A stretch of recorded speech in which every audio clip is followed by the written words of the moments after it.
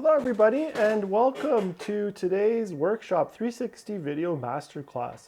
So yeah, thanks for joining us. We have a real packed session of these 4 weeks. So before I start, definitely if you haven't signed up for all 4 weeks, make sure you've done that. Then you get the reminders through Eventbrite. So if you have signed up for week 1, you can get essentially tickets for each week.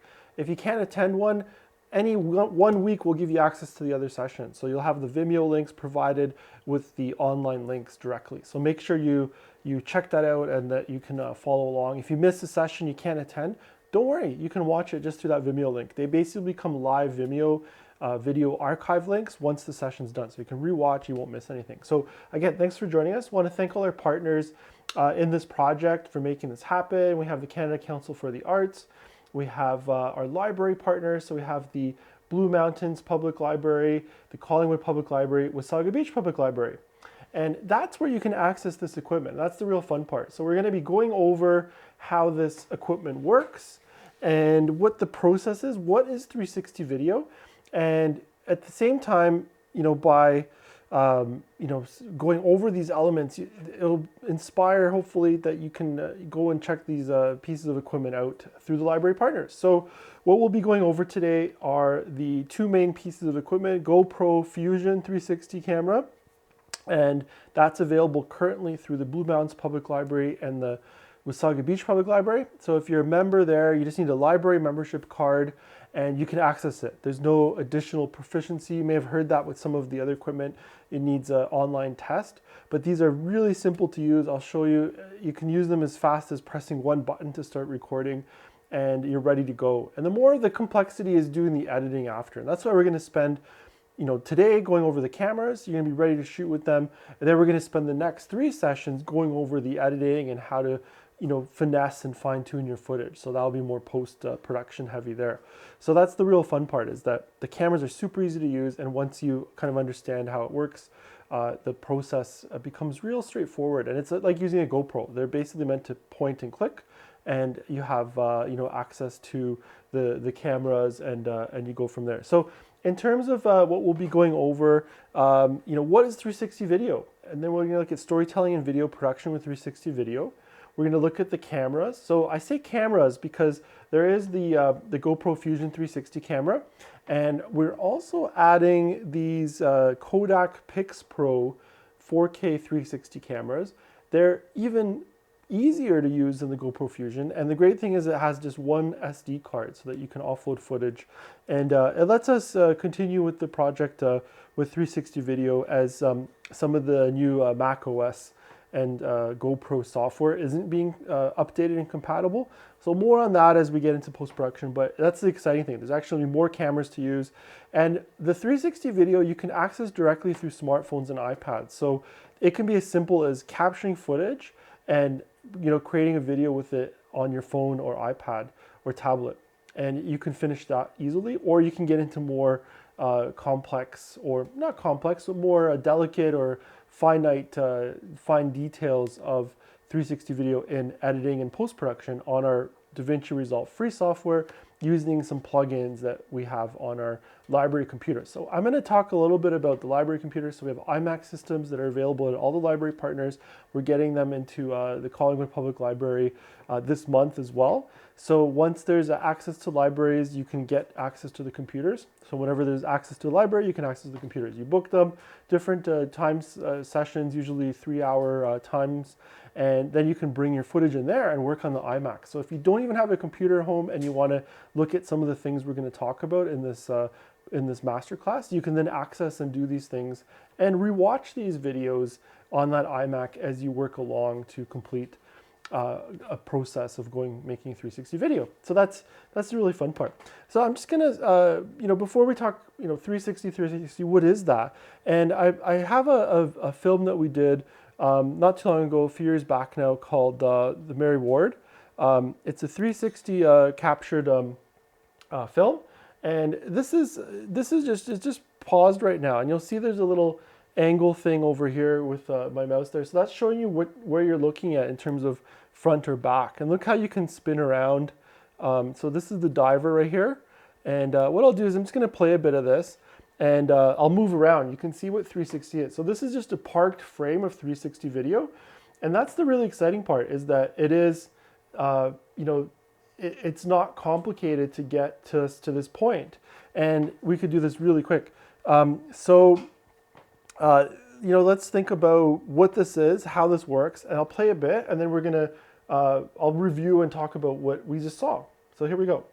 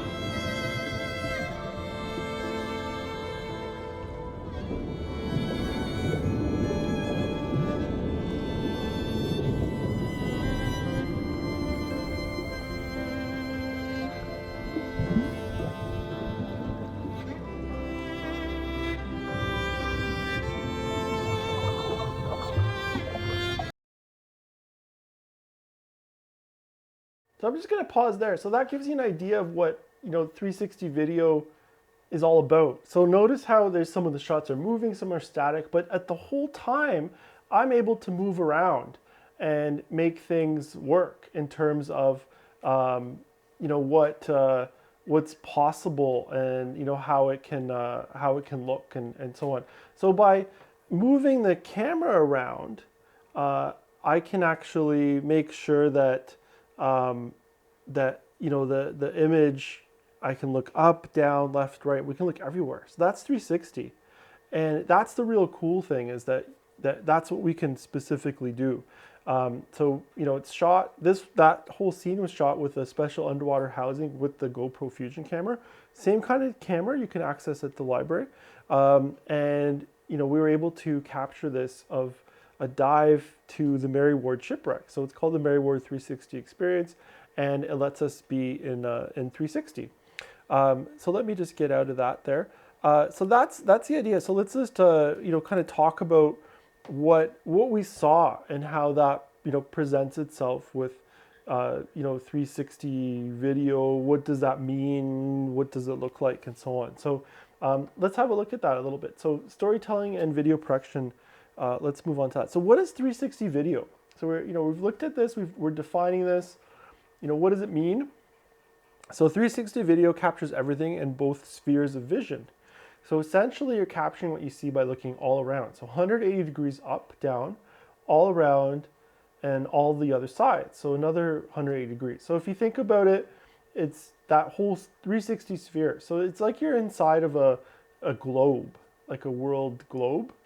And what can that look like, right? So we're able to do that and be inside that kind of a sphere where we can, look around and see everything in 360.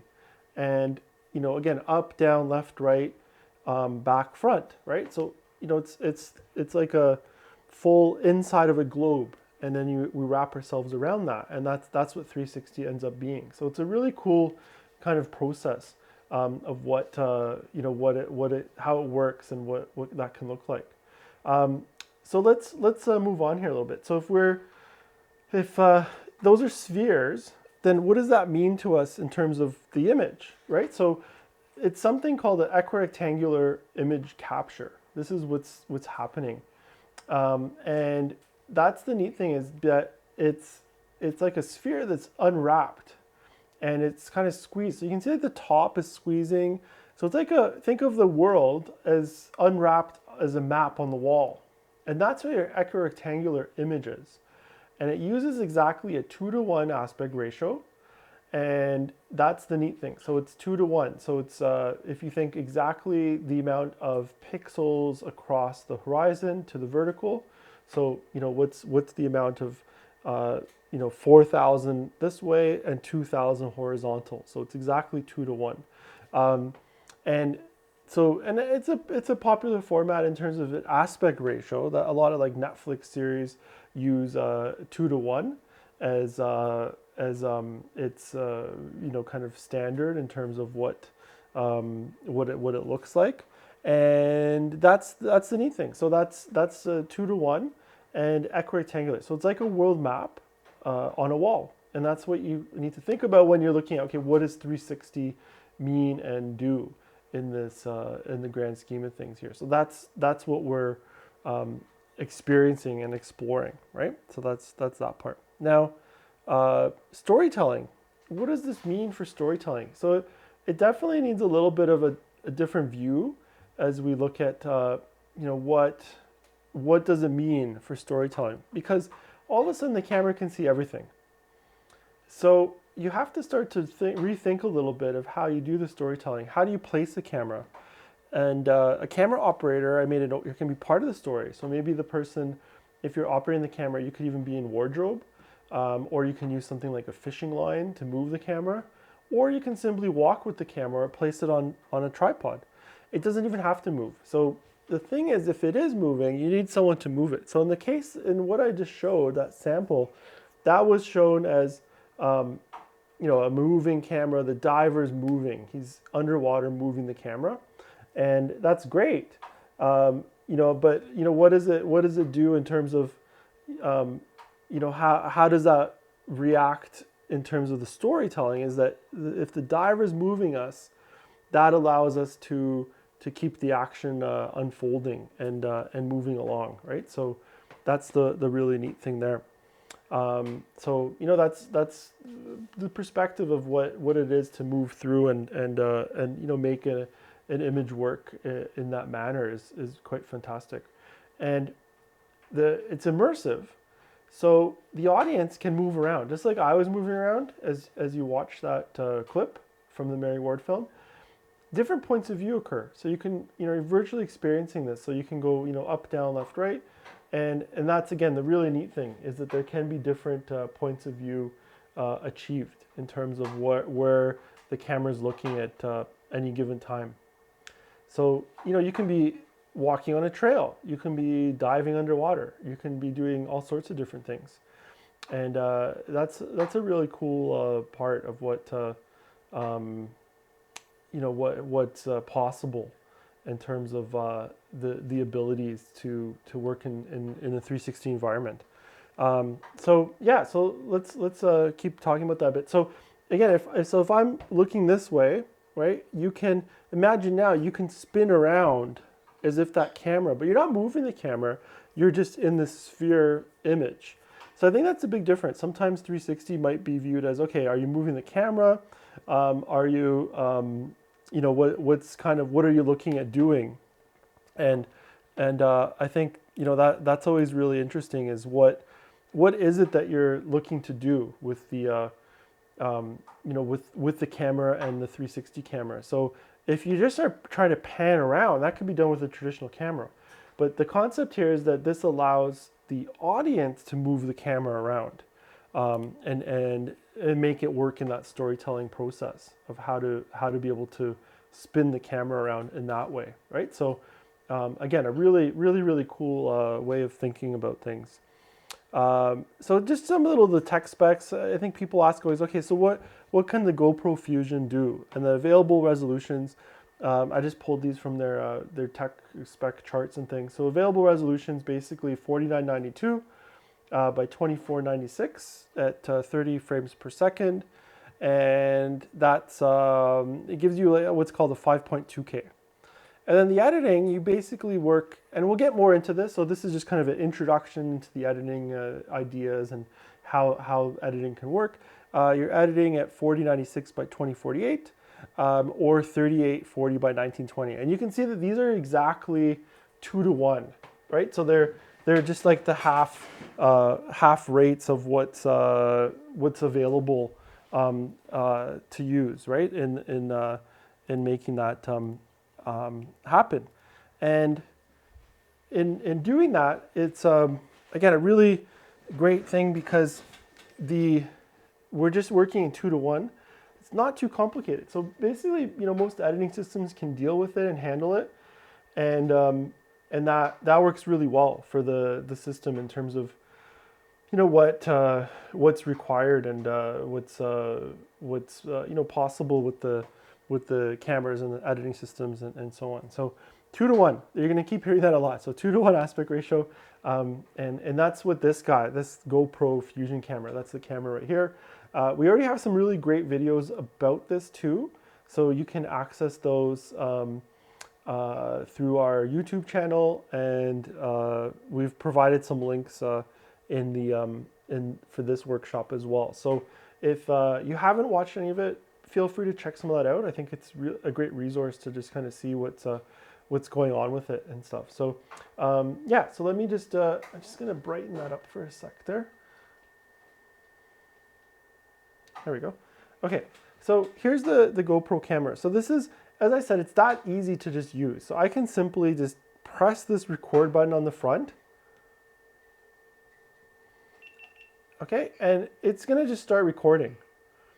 Now, what we have is we have two cameras. We have one on this side. Okay, and I'll just spin this around. And we have one on this side. So both of these together are capturing over 180 degrees each. And together, that overlap allows it to be stitched together into what you just saw in the video. So that's how it works. It's that simple. Hit the record and we're going. So 28 seconds. And this one says it's a 5.6K, 24 frames. So you have a few frame options as well. And it tells you here on the card how much time is left. So it says 38 minutes. And you simply hit record to stop again. That's it. That's all that's required to shoot 360 video with the GoPro Fusion. You basically mount it. It has a built-in stabilization that it's working with. So it tries to eliminate a lot of shake. And that's really how simple this camera is to use. It's quite phenomenal. Let's just look over here on the side. There's also the ability to go to, if I just go on the power button here, there's a power and mode button. I'm just gonna press this. It's about 3 seconds just to load it. And that's gonna take me to a menu. And the menu is gonna be able to show us what's going on here, and then I can go to different modes. So I'm going to hit mode. So that power button then becomes a mode selection, and it lets you toggle through. So now I can go to photo mode, time lapse, and then I can go to settings. And then in settings, so that's the wrench. So in settings, I can then hit the front here, and it's gonna let me figure out what I wanna do in terms of the video settings. I can change my photo settings, time lapse, and so on. and there's Wi-Fi, so you can connect and all this kind of fun stuff. So let's go to video. So right now I'm gonna hit the mode down here. It's gonna let me change what kind of video I'm gonna shoot. So I've gone to the 4K mode right here. And now I can click on this and it's gonna let me go through different formats. 3K 60 frame, 5.6K 24, and the 5.2K 30 frame. Right, so traditionally I like to work in either 24 frame or 30 frame with 360 video. And if you're gonna use this camera and let's say the Kodak camera too that I'm gonna look at next, they both shoot 24 frames a second. So if you can use both, you might want to keep the same frame rate of so the cameras are matching. So they're both 24, they're both 30. And, so that's a great way to do that. So I just use this in 24. I think we have them set up just as 30 frame, the GoPro Fusions. And so the reason we've been going with the GoPros have been quite robust in terms of their stitching and stabilization and the ease of use and stuff. So I find that the image quality and the stabilization of these is quite great. And they're water resistant without any housing necessary. So if they're a little bit in the rain or weather, they can handle that. And GoPro originally started, their software is based on something called Color. And Color is a company that they bought. And it since has been like closed down, but basically taking all of those years of research and development of Color to create their stitching capabilities. So they have a really great kind of auto stitch now that's possible, which is the real cool thing. It's almost I like to call it like a turnkey, where you can essentially just get through and shoot the 360 footage and get it stitched together with the stabilization, and it looks pretty great without doing much else to it. So that's kind of the solution idea there of why this has been something that we've been adopting and putting into the libraries. Also, these are not too expensive, and the Kodak camera is super inexpensive. You can get them for under $200, starting at under $200, and then there's different kit options. So they're super low cost. And again, that's something that's really great. A lot of the other cameras, there's a GoPro Max, there's the Insta360s and stuff, and you start to get into higher price points, and the different software supports aren't, in my opinion, as good in the stitching capabilities. So let's just continue on here a little bit. So just in terms of what else is here, so we have a indicator of power. We have 38 minutes left, and then it tells us how many clips. So I've shot 20 different clips with this. And then it tells us 5.6K 24, or it's going to do 5.2K 30 frame.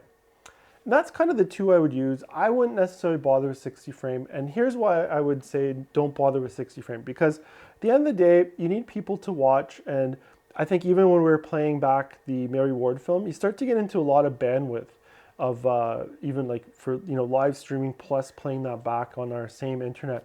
It really can choke things up. So that's a 4K Vimeo link of the Mary Ward 360, and so 360 video is going to be in this 4K realm, right? So 4,000, basically 4,000 by 2,000, just to round it off. And so that's a big amount of data at 24 or 30 frames. So if you double it, it has to double the amount of data or bandwidth that's necessary to play things back, or you have to heavily compress it. So if you're going to have to heavily compress something that's 60 frames, I would say you might as well have a less compressed 30 frames that can handle itself better.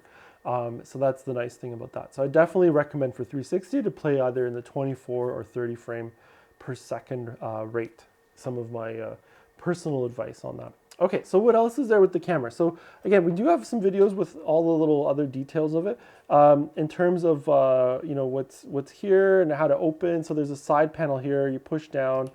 And this is where you have a battery, and I'm just going to spin this up a little bit, and you have SD card 1 and SD card 2 on the other side. This represents the front and the back of the camera. So you take those cards out, you simply click on them, you hear a little click sound,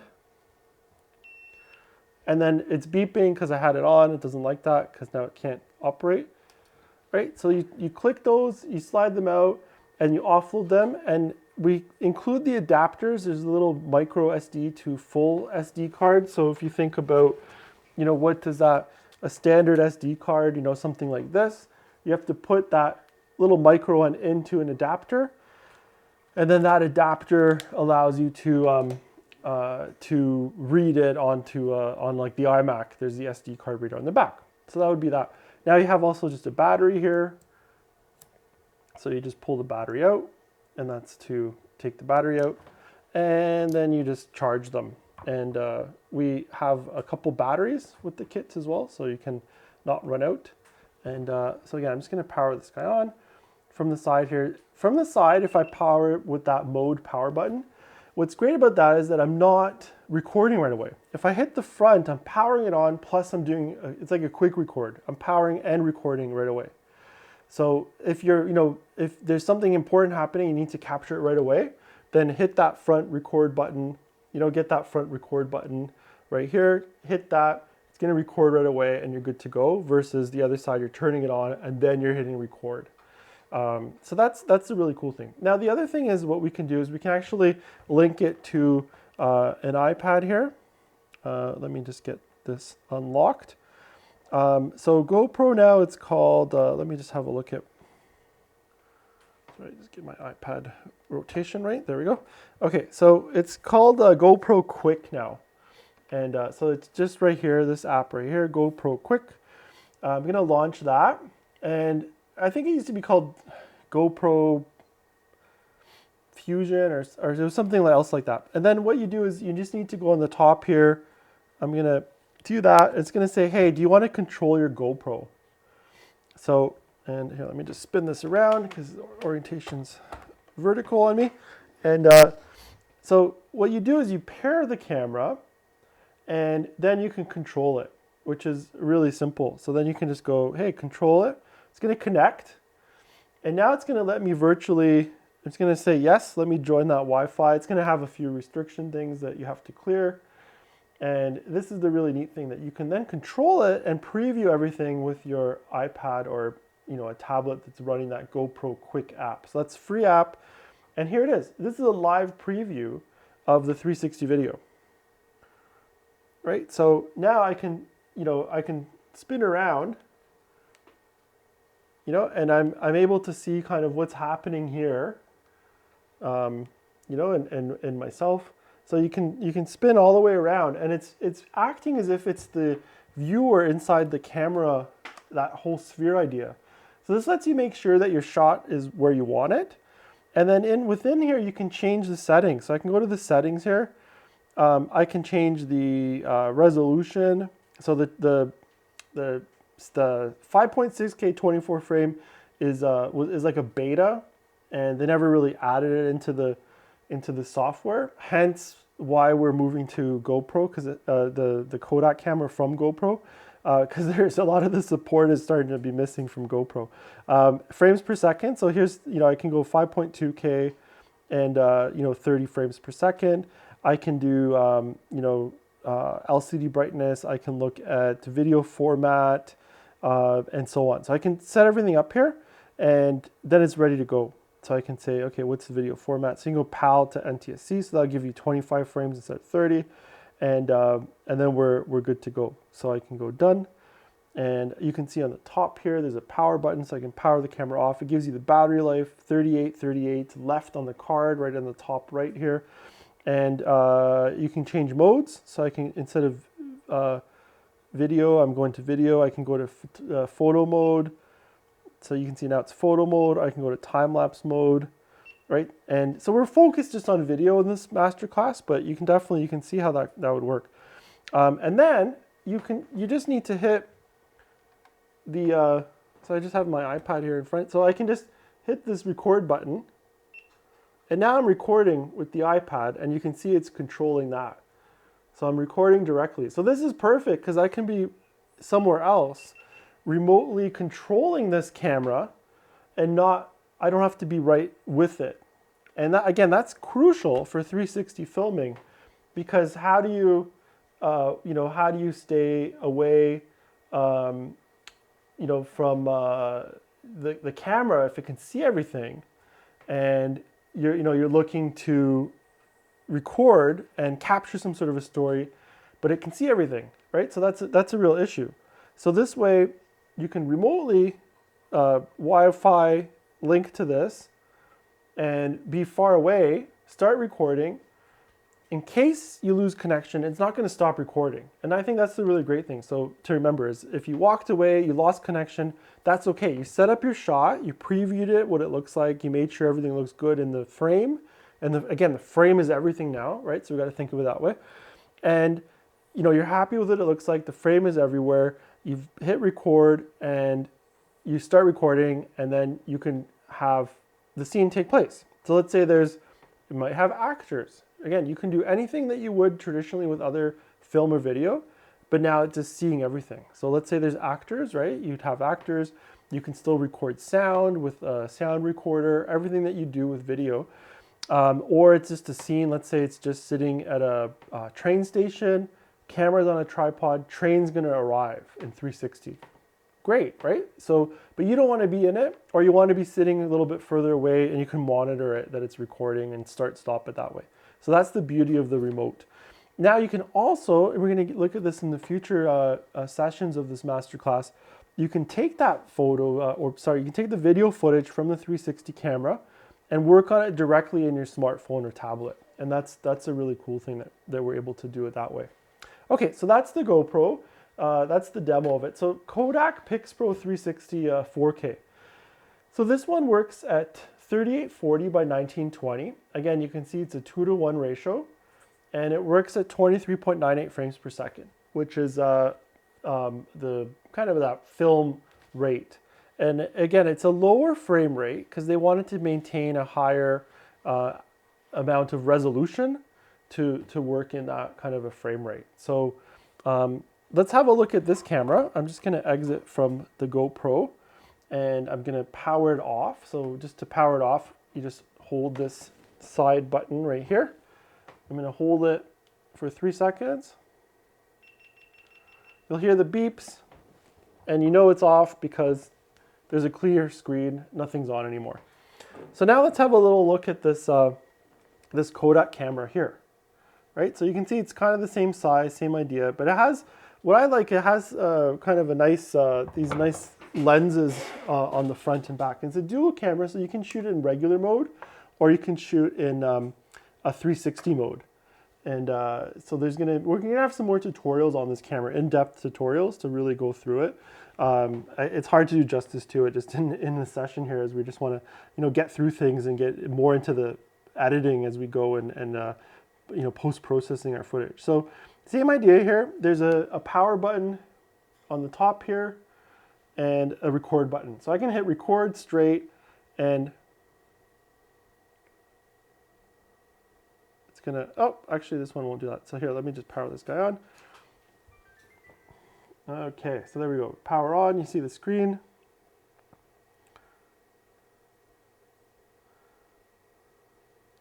Let me just power that again. This battery might be dead. I was just charging a new one. Okay, here we go. So there's the screen, and I think we got a little bit of light here, reflection happening. So let me just fix this exposure here a little bit so we can see it a bit better. Okay, so there's the screen. So you can see it's saying 3840, and it gives us an idea that there's about 3 hours available to film. And the battery just looks like it's going to be dying here on me anyways, but so that's going, and then I just hit the top record and these flash and it's telling me that we're recording. And then I would hit this again, it processes, and then it finishes recording. And that's it for that. So, and then here you go, it's the same idea. So you can see it's a very similar, there's just a mode button here. I hit mode, and then you can go through the menu to go through settings and figure out if you want to use different things, settings, so you can make it from a 360 to a non-360 and so on. And like I said, we're going to have an in-depth tutorial, but really all we need to do is be able to turn it on, hit record, and then we're pretty much working, and that's the real great thing, is to be able to work.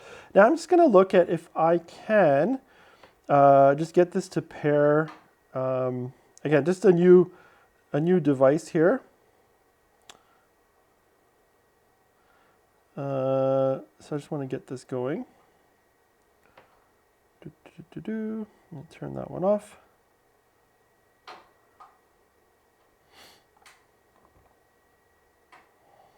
So yeah, I'm just going to get this Wi-Fi switched over here. There we go. Okay, now we got this working. Okay, good. Okay, so what we're going to do is I'm just going to hit this side button here, and this here is going to let us get into some Wi-Fi. Okay, and now I'm going to just go to the app here and hit connect, and let's just see if it's going to let us connect. A little bit of a pairing process, and then it's going to, doesn't want to connect right now. But anyway, so what we can do is there's a great app here, and it allows us to go right into Wi-Fi control, and technically you can even stream from it, which is really a cool device. So in terms of the app, what does the app look like? It's called PixPro 360. You can just download it free from the internet here too. Let's see what's going on here. And that would let you do all the settings like we did with the GoPro. So it's the same idea there. So that's that VR PixPro 360.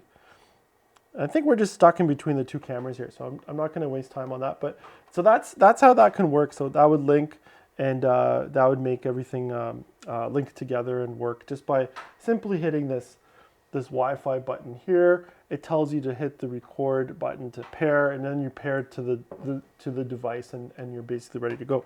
So what does this look like in terms of what kind of the footage? How do we deal with the footage?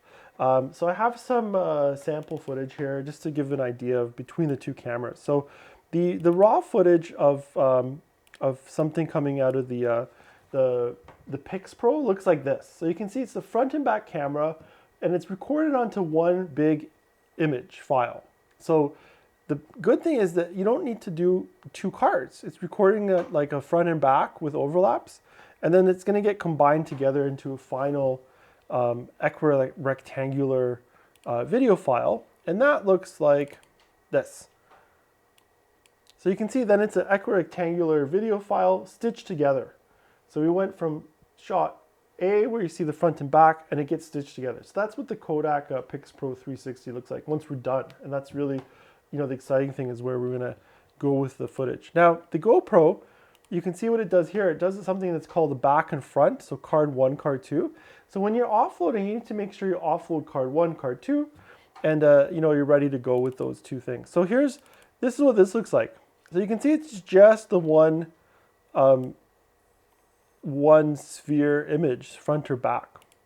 So I just had this on a tripod. It's just me walking around, and look at what that looks like. It's super fisheye, right? So we're dealing with about 200 degrees of a fisheye, so it's a real big sphere, right? And that fisheye gets wrapped around, that eventually becomes an equirectangular, like what we looked at before when we were underwater with the Mary Ward, right? So there's two shots. That's what's called the back, and then I'm just going to go back here, and then this is the front. So we got the front and we got the back, right? And then together we make them equirectangular, and that makes it work together to stitch, and then you end up getting something like this, right? So what are the considerations? So there's a good idea, working idea now of, okay, what's it like to shoot? So we're basically, point and shoot. We got these cameras that, essentially do everything on their own. We're not building anything like we had to in the past. They have a front and back camera system, and we're good to go from there. So, what does it take to make this actually happen and work and function? And I think that's what we got to think about, is just some of the best practices of, what's required to make it work. So I put a list together, some of the best practices. So have multiple batteries charged. So every kit comes with some extra batteries. And that's important that you can keep charging batteries. Work with reasonable available light. Because now, the big thing is we're not going to be able to put lighting stands in because you can see them with the camera. So we need to be able to hide lighting stands or not use lighting stands. So if you have a room that has good available light, perfect. Then you don't have to worry about anything else. If you have to add light, consider filming one half of the scene. And this would work really well. So imagine this. If we took the camera, we filmed this way, and then I spun it around, or just kept it because it has both, and I filmed the other side, and then what you'd have to do is combine them together. And we'll look at how we can do that in the post-processing, where we can take the two and have them stitched and then combine them together. Now, it's not an easy task, but it is something that's possible. It doesn't have to be too complicated, and it could be done for, not a very long shot, but as long as the timing is roughly the same, or if it's outside. The only thing is if let's say you're outside in a park and you were adding a light for someone, and then you flip the other side, what happens if the light changes, the sunlight changes, or the weather changes, or different people in the background change? So it only works in a very controlled environment, such as right now, while I'm in my studio here,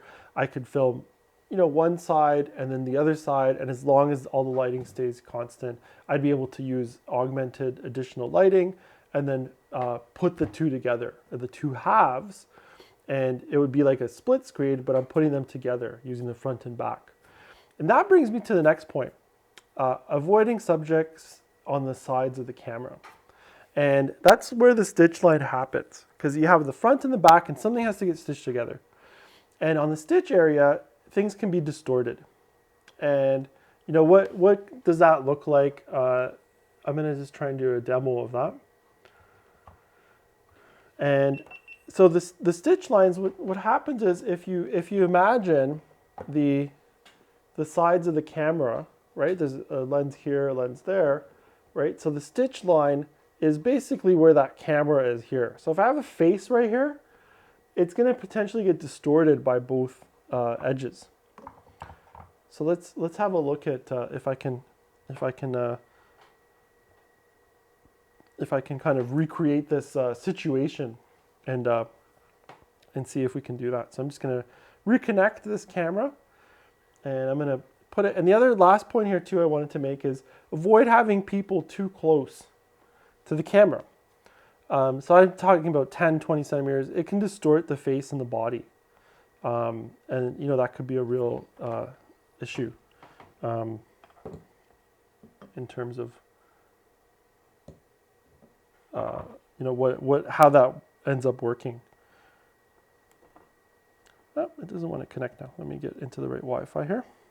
That's good. And let's reload that. Camera.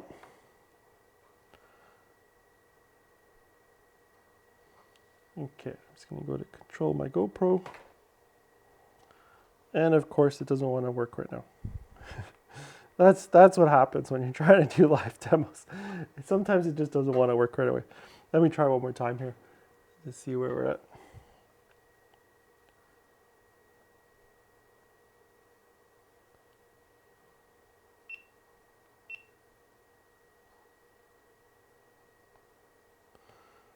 Okay, so what would happen is, imagine if let's just see if we can see some of the imagery here.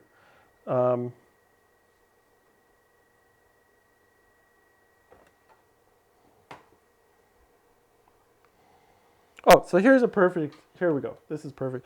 So you can see here, there's the iPad and there's a bit of a stitch line, the image that we captured. And you can see how there's that little bit of the stitch line. The iPad's really close to the camera. So imagine if that was my face, it would have that weird stitch line. So if it's not that close, we won't have that issue.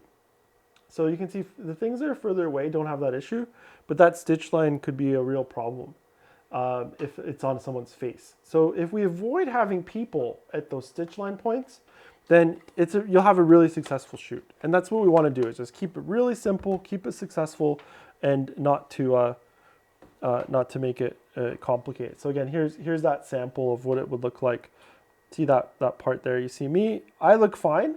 I'm not distorted because I'm not at the stitch line, but my iPad is at the stitch line, and it's too close to the camera. So those two combinations, too close on the stitch line, could be adverse in terms of what you're trying to achieve and get. So, you know, just something to think about there. So yeah, that's basically the main things to consider. Offloading footage. So again, there's two micro SD cards that I showed you in the GoPro Fusion. You have to offload both. You end up with a front and back. Kodak just uses one. So just offload the one camera. Also make sure to make two copies. One on the hard drive, one on an external backup. We've talked about this before in video workshops. So you want to always make sure you have, you know, two copies of all your data so nothing gets erased. Okay, so week 1 assignment. Think about this. Prepare a short 360 video scene using 5 to 6 shots in a script. So this is just a, you know, theoretical, conceptual. Think about how you would need to capture these shots and whether they'll be static or involve movement. And that's what we're going to start to look at next week a bit, is what happens a little bit more with some movement, and we're going to get right into editing and offloading footage directly. And then how do you go about capturing a moving shot? Will someone be moving it? How would you do that? And just start thinking about the 360 concepts, like, because it's very different in the mindset of, you know, this camera that sees everything, and that's what we're trying to capture, and it can see everything. So how do you move things? How do you make it work? And, you know, a big note here, feel free to go and take out a GoPro Fusion if you're a Blue Mountains Public Library member or Wasaga Beach Public Library. They're both there for you to enjoy, explore. We have great tutorials on our YouTube channel. You can email me, tom@tbmcs.ca. If you have any questions about anything as they come up, or ideas that you want to potentially do as a 360 video. And then the Kodak PixPro 360 cameras, again, the new systems that we're adding to the libraries. They're you know, just a great robust camera, and again, super easy to use, just one SD card. They'll be coming out and be made available to all 3 libraries in the month of May. So stay tuned for those, and it'll be right in time as we finish this workshop. You'll be able to access both those cameras. So plenty of cameras. If you're located and you have membership cards for any of these libraries, you can take things out, and there's no test required. So again, thanks so much for joining me on this first week of the session. Like I said, next week we're going to get right into some posts. We're going to talk a little bit about camera movement, some do's and don'ts, a little bit more on that, and looking at some shots. But we're going to get right into the post-production, because there's a lot to cover in terms of getting that footage, and you know, and looking at how we can add things, how we can edit them, how do we set up an editing sequence, how do we do effects, how do we add titles, how do we do everything. And the great thing is it's not actually as hard as it sounds.